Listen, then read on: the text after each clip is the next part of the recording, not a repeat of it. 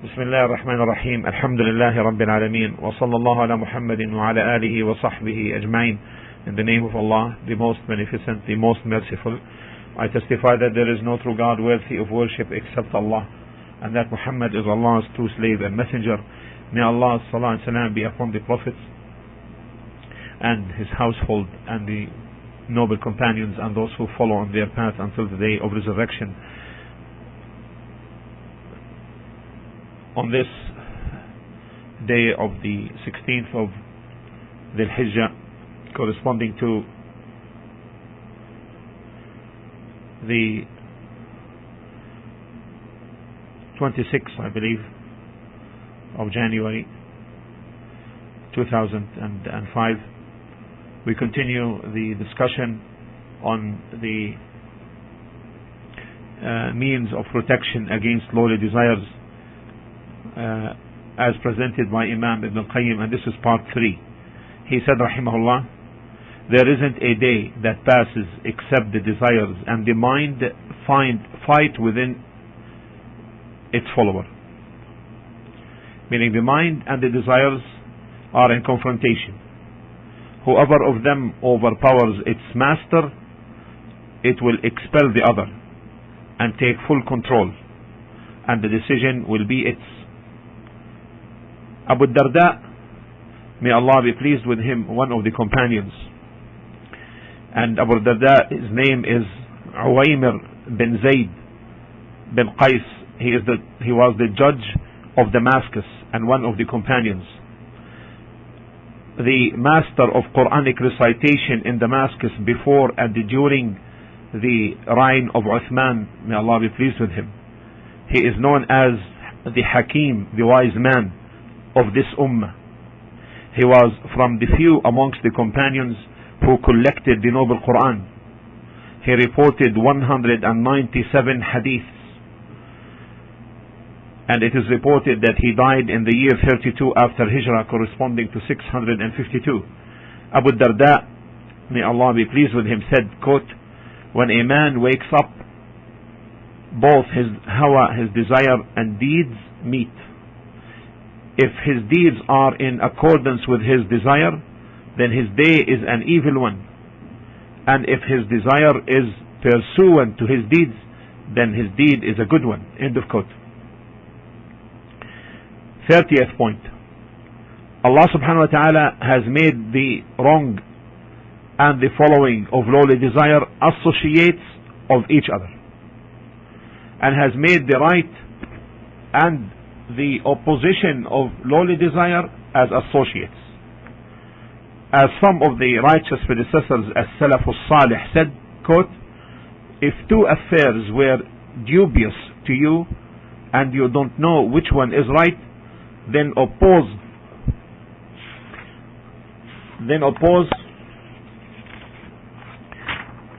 the one close to your desire, for it is more likely that error is committed when the desires or when the desire is being pursued. 31. AlHawaa, lowly desire, is a disease, and its remedy is in opposing it. Some learned men said, quote, if you wish, I will inform you of your illness, and if you wish, I will tell you of your remedy. Your disease is your desires, and your treatment is to abandon and oppose it. Bishr al-Hafi rahimahullah said, quote, all kinds of affliction are manifested in your desires, and the complete healing is in your opposition of it. End of quote. 32 point. The jihad, the strive against the desires, if it is not more important than the jihad against the kafirs, certainly it is not less important. A man told Al-Hasan al-Basri rahimahullah, quote, he called him by his nickname Abu Sa'id. He said, O Abu Sa'id, what kind of jihad is the best? He said, it is the jihad of your desires. I heard my sheikh saying, now when he says I heard my Sheikh saying, meaning Sheikh al-Islam Ibn Taymiyyah, I heard my Sheikh saying, quote, the jihad against oneself and against the hawa constitutes the basis for the jihad against the kuffar and the hypocrites, because one is unable to make jihad against them until he makes jihad against himself and his desires first, so that he can go out to confront them. End of quote. 33. Al-Hawa is disorder and confusion of the intellect, and opposing it is a guarding and protection. It is feared for the one who became excessive in this disorder and retired himself from the means of protection, that his disease, mental sickness, may cause him to fall in a state of sarra. What is sarra? Sarra, this is a well-known state arising in some cases from mental disorder, whereby the person befalls to the ground in a state that resembles madness. Or rather, it is called sara. I'm sorry, sara in Arabic. Sarra is something else. This is called sara. So I repeat, sara is a well-known state, yes, arising in some cases from mental disorder, whereby the person falls to the ground in a state that resembles madness. Abdul Malik ibn Quraib, he is a truthful Sunni who died in the 16th year of Hijrah. He rahimahullah said, quote, I passed by a Bedouin who was suffering from an intensive inflammation in his eyes, and his tears were shedding on his cheeks. I said, why don't you wipe off your eyes? He said, the doctor prevented me from doing this, and there is no good in him who, if urged to refrain from doing something wrong, does not abstain, and if he is being commanded to do something good, does not comply. I said then, would you like something? He said, yes, but I am in a state of himiyya, meaning, protection, like a diet, quote unquote. The lusts of the people of hellfire overcame their himiyya, their diet, their protection, and thus they were destroyed. End of quote. 34th. The pursuing of desires renders the doors of success closed by the slave and opens for him the doors of failure. So you see him often repeating the following statement, quote, had Allah bestowed his success, then it, meaning the affair, would have been as such and such, end of quote. While in fact, he barred himself from the ways of success by pursuing his desires. Al-Fudayl bin Iyad, rahimahullah. And who is Al-Fudayl bin Iyad? A renowned and trustworthy and an imam who devoted himself to the worship of Allah. Originally he is from Khorasan, which is a province in northeast Iran. He became a resident of Mecca and died in the year 187 after Hijrah or earlier. Al-Fudayl bin Iyad said, quote, whoever has been overtaken by his desires and by the following of lusts, the sources of success will be severed from him, end of quote. One of the scholars said,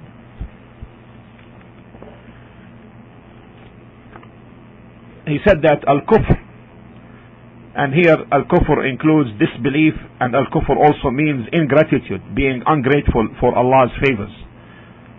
Al-kufr originates from four things: from anger, lust, hope, and fear. Then he added, I have seen two of them manifested: a man who got angry and then killed his mother, and another who fell in love and became a Christian. End of quote. 35. The one who stands by his desires, his intelligence and mental perception will become corrupt, because he acted unfaithfully towards Allah in his mind, and consequently Allah perverted it from him. This is the way He subhanahu wa ta'ala deals with anyone who betrays Him in any affair. He rendered it in a bad state for him. 36.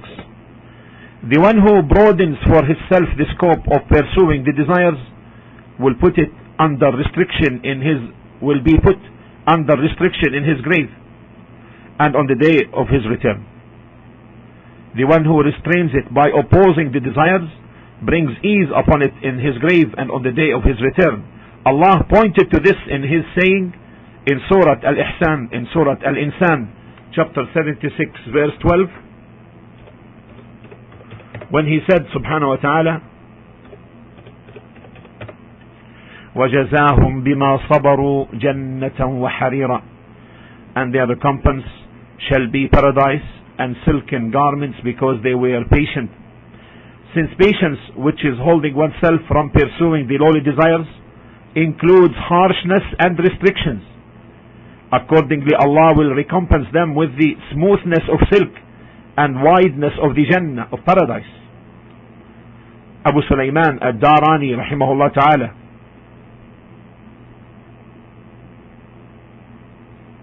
Abu Sulaiman ad-Darani was born around 140, corresponding to 758.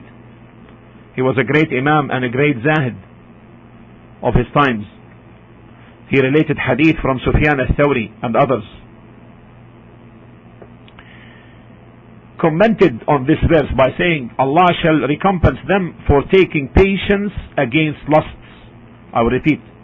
Allah shall recompense them for taking patience against lusts. 37. The following of AlHawaa, lowly desires, throws down the slave, preventing him to stand up and walk with those saved on the day of resurrection, just like when his heart fell in a state of sara' in this life, which kept him from their company. Muhammad bin Abi al-Ward,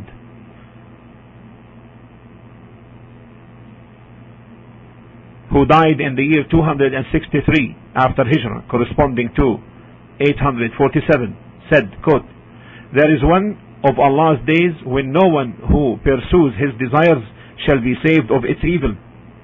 The slowest in his ability to stand up amongst those thrown down on the day of resurrection is the one who's thrown in a state of sara' by his lusts. 38. The pursuing of lowly desires breaks up and weakens one resolution, and opposing the desires solidifies and strengthens him. Resolution is the thing upon which one rides upon his journey to Allah and the last day. If that which is ridden became inactive, the traveler would almost be disabled to proceed in his journey. Yahya bin Mu'adh once was asked, who is most sound in resolution of men? He answered, the one who overcomes his lowly desires. End of quote.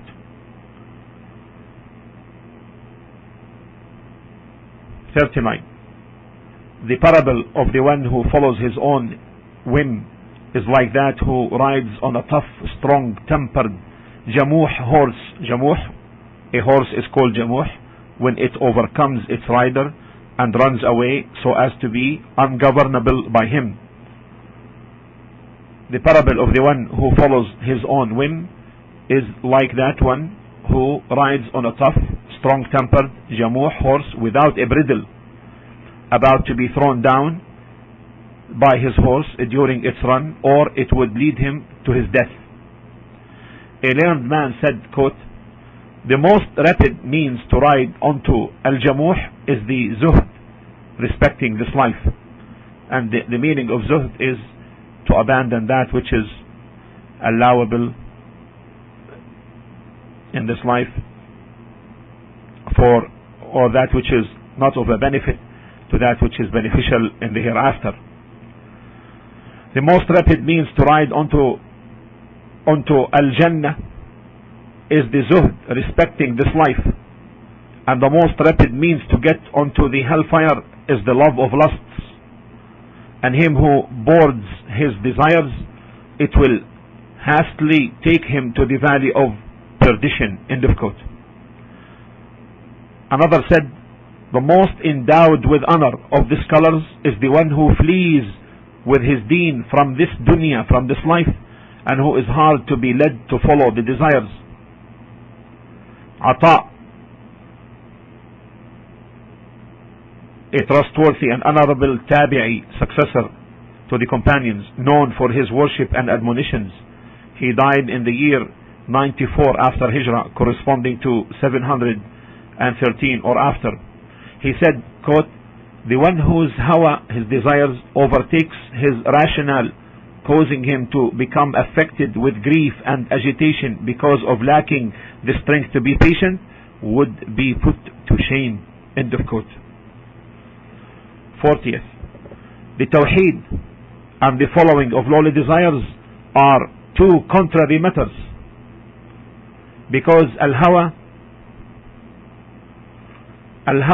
is an idol, and each slave has an idol in his heart, the magnitude of which depends upon his lowly desires.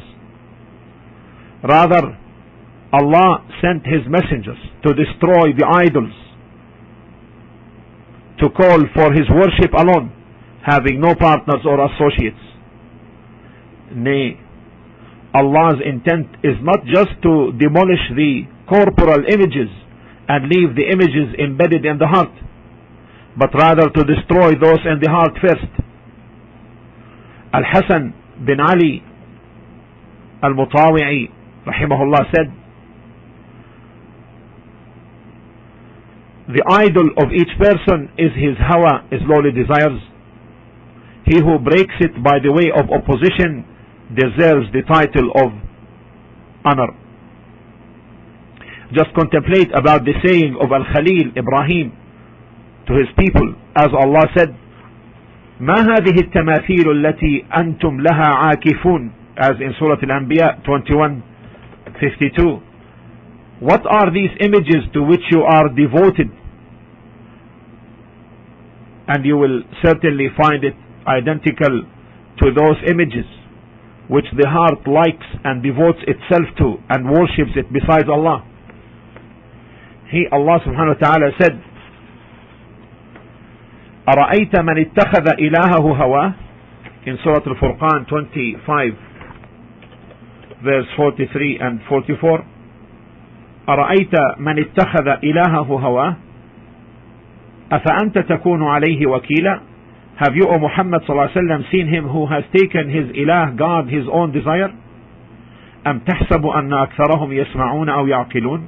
Would you then be a wakil, a disposer of his affairs over him? Or do you think that the most of them hear or understand?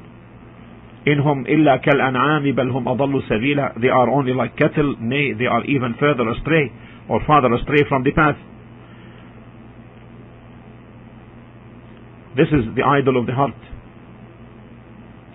41. Opposing al-hawa is the means to drive away diseases from the heart and from the body, and its following brings forth diseases to the heart and to the body as well.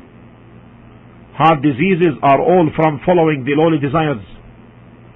If you search for the causes behind diseases of the body, you will find that most of it are because of preferring the desires over what should be abandoned. 42. The origin for the enmity, evil and envy that occurs between people is from following al-hawa. The one who opposes his lowly desires relieves his heart, body and limbs, putting himself to ease, and thus relieves others. Abu Bakr al-Warraq, he died in the year 396 after Hijrah, corresponding to 1006, said, quote, "When the hawa, the lowly desire, prevails, the heart turns dark, and when it does so, the breast becomes straightened, and when that happens, the moral character deteriorates, and consequently people will hate him and he will hate them. Then think of the evil, enmity, neglect of rights, etc. that arise from this mutual hatred." End of quote. 43. Allah subhanahu wa ta'ala has created in man an intellect and a desire. Whichever of the two becomes manifest, the other will hide. as Abu Ali al-Thaqafi rahimahullah said, he died in the year 328, corresponding to 940. He said, whoever is overcome by his lowly desire, his intellect will be hidden from him. So look at the end of him whose intellect is masked from him and became overpowered by something else. End of quote. Ali bin Sahl rahimahullah, who died in the year 491 after Hijrah, corresponding to 1098, said, quote, the intellect and the desires are in conflict. Success is the associate of the intellect, and defeat is the associate of desires. The self stands between both. Whichever of the two prevails, the self will side with it. End of quote. 44. Allah subhanahu wa ta'ala has made the heart the king of the limbs and the place of the origination of knowledge, love and ubudiyyah and slavery of him. He tested with two kinds of authority, two armies, two aids and two sets of preparations. The truth, zuhd and guidance is one authority. Its aids are the angels, and its army is truthfulness and sincerity, and its preparation is in avoiding the lowly desires. The other authority is falsehood.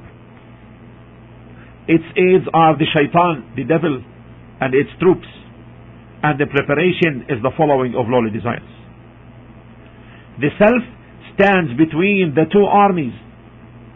The army of falsehood will have access to the heart only from its direction and frontier breaches, for it pervades the heart and aligns itself with its enemy against the heart, and thus the calamity will overtake it.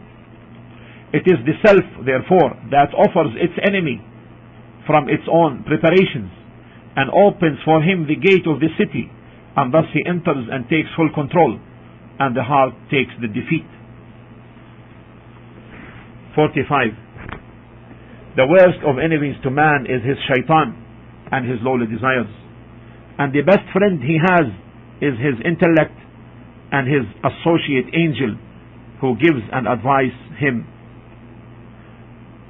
The Prophet ﷺ said, ما منكم من أحد إلا وقد وكل به قرينه من الجن قالوا وإياك يا رسول الله قال وإياي إلا أن الله أعانني عليه فأسلم فلا يأمرني إلا بخير وفي رواية وقد وكل به قرينه من الجن وقرينه من الملائكة.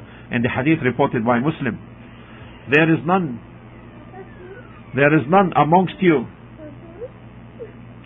with whom is not an companion from amongst the jinn, from the devils. Then the companion said, Allah's messenger, with you too? Thereupon he said, sallallahu alaihi wasallam, yes, but Allah helps me against him, and as such he surrendered to Allah and Islam, and commands me not except for good. And this is reported in Muslim in another narration by Muslim and Ahmad. The Prophet sallallahu alaihi wasallam said, there is none amongst you with whom there is not a companion from amongst the jinn, devils, and an attaché from amongst the angels. This companion from the angels may be different from those assigned by Allah to write the record of deeds of the children of Adam. Back to the point. The worst of enemies to man is his devil and his lowly desires, and the best friend he has is his intellect and his associate angel who gives him advice. If he follows his lowly desires, he gives his hand in surrender to his enemy, submitting himself as a captive to him, making him, the enemy, rejoice at his affliction and causing displeasure to his friends and supporters. These are precisely the difficult moments of a calamity, wretchedness, the manifested divine decree of an evil ending, and the malicious joy of enemies. And in fact, these are the moments of difficulty which the Prophet sallallahu alaihi wasallam used to seek refuge with Allah, as in the hadith reported by Abu Hurairah. كان رسول الله صلى الله عليه وسلم يتعوذ من جهد البلاء ودرك الشقاء وسوء القضاء وشماتة الأعداء. قال سفيان: الحديث ثلاث زدت أنا واحدة لا أدري أيتهن هي. Abu Hurairah narrated that the Prophet ﷺ used to seek refuge with Allah from the difficult moments of calamity and from being overtaken by wretchedness in the hereafter or destruction, and from being destined to an evil end, and from the malicious joy of enemies. And Sufyan bin Uyayna said, this narration contained the three items only, but I added one. I don't know which one that was.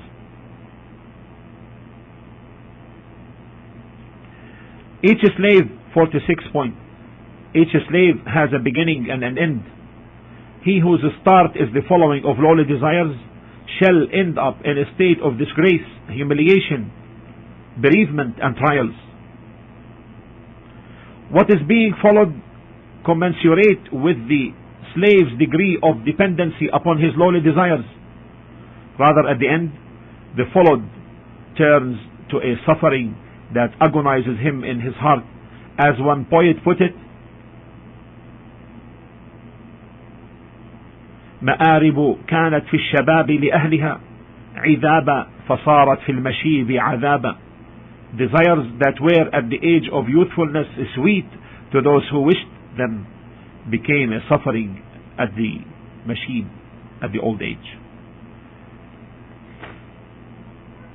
If you contemplate about the case of everyone who is in a bad and miserable state, you would find that it began with him embracing his lowly desires and giving it preference over his intellect. Anyone who begins by opposing his lowly desires and obeying the call of his rushd. What is rushd? Rushd means maturity of intellect, enabling the person to follow a right course of action and providing a good management of affairs. So anyone who begins by opposing his lowly desires and obeying the call of his rushd, his end will be that of honor, might, richness, and high rank before Allah and before the people. Abu Ali al-Daqqaq, who died around 406 after Hijrah, corresponding to 1016, said, quote, the one who controls his lust in his youthfulness, Allah will honor him when he is in his age of maturity. End of quote. And Al-Muhallab bin Abi Sufra, rahimahullah, is one of the trustworthy leaders and heroes who was knowledgeable about war plans and strategies. He reported hadith transmission himself from the companions. He said, when he was asked, how did you attain this status of yours?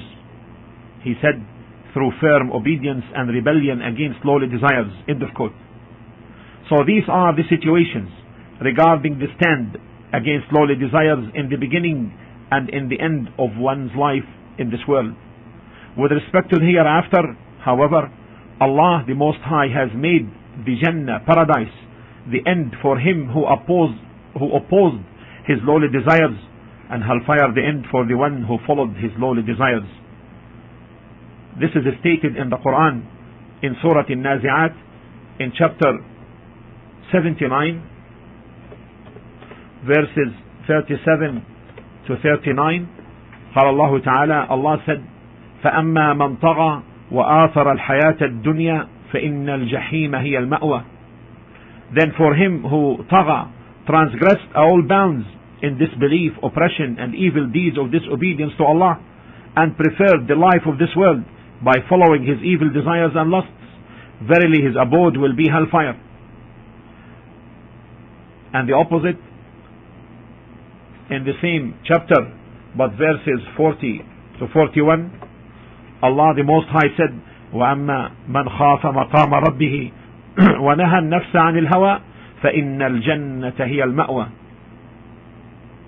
But as for him who feared standing before his Rabb Allah and restrained himself from impure evil desires and lusts, verily Al-Jannah, paradise, will be his abode.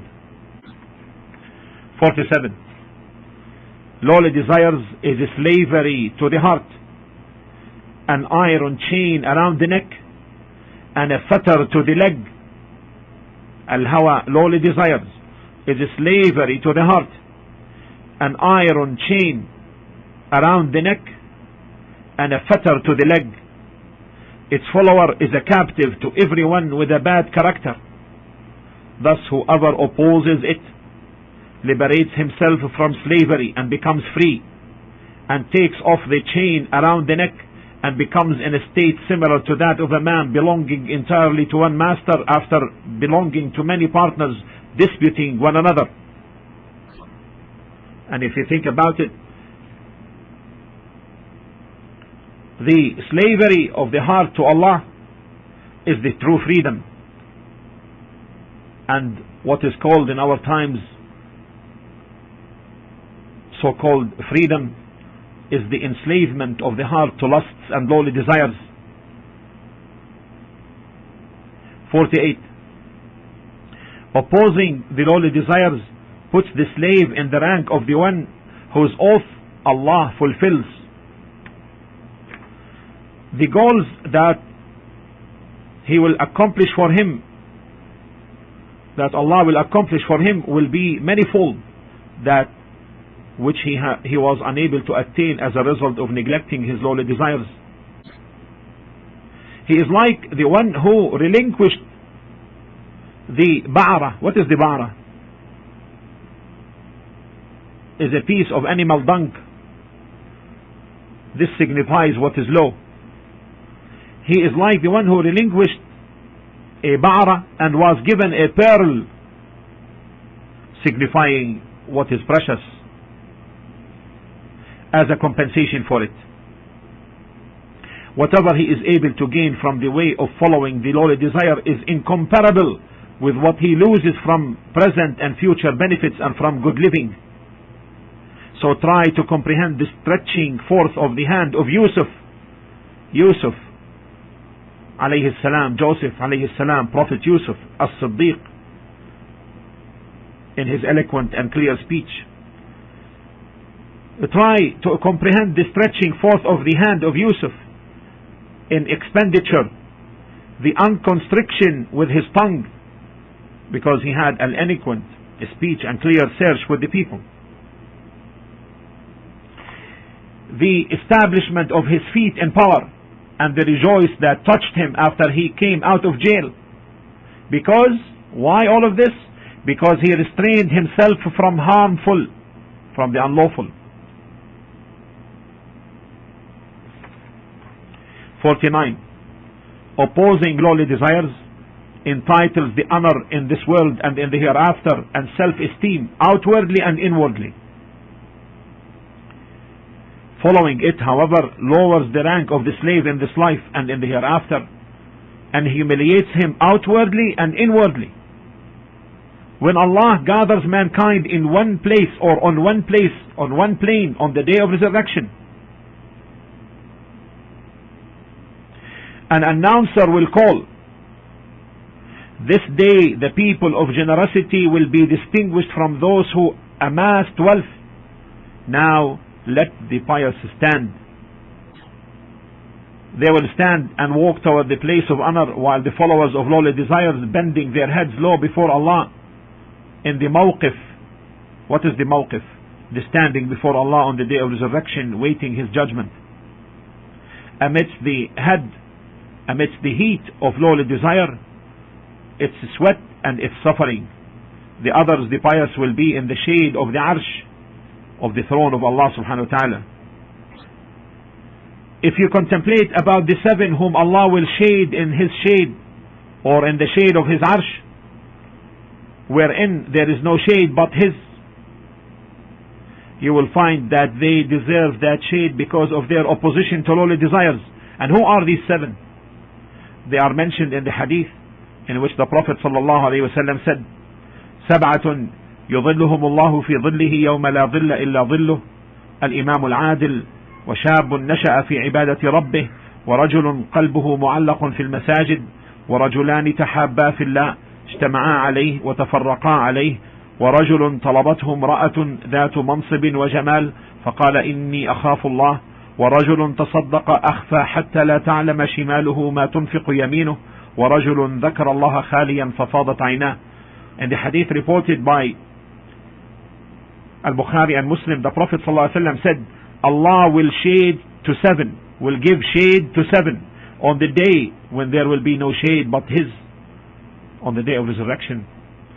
These 7 persons are: first, a just ruler; second, a youth who has been brought up in the worship of Allah, meaning he worships Allah sincerely from his childhood; third, a man whose heart is attached to the mosques, he offers the 5 compulsory prayers in the mosques; fourth, 2 persons who love each other only for Allah's sake and they meet and part in Allah's cause only; 5, a man who refuses the call of a charming woman of noble birth for illegal sexual intercourse with her and says, I am afraid of Allah; 6, a man who gives charitable gifts so secretly that his left hand does not know what his right hand has given, meaning nobody knows how much he has given in charity; and 7, a person who remembers Allah in seclusion and his eyes become flooded with tears. If you contemplate about these 7, you will find that they deserve the shade because of their opposition to their lowly desires. Indeed, the Imam having authority and power, the leader having authority and power, will not be able to establish justice except by opposing his lowly desires. And with respect to the youth who prefers the sincere worship of Allah over the urge of his youthfulness, had it not been for the opposition of his lowly desire, he would not be able to accomplish this state of worship. As to the person whose heart is attached to the mosques, the thing that drove him to this condition is the opposition of lowly desires, which invites him to the places of lusts. Concerning the person who gives charitable gifts secretly, so that his left hand does not know which right hand has given, had it not been for his subduing of his lowly desire, he would have not been able to attain this state. And the person who was invited by a charming woman of noble birth to give or to have sexual intercourse with her, feared Allah and opposed his lowly desire. As to the one who remembers Allah in seclusion and his eyes becomes flooded with tears for fearing Him, the thing that made him reach this state is the opposition of the lowly desires. Consequently, they were saved from being affected by the intense heat of the Al-Mawqif, the day of gathering, on the day of resurrection, and the sweating therein. The people adhering to the lowly desires will experience the utmost degree of intense heat and sweating while they are still waiting to enter the prison of desires.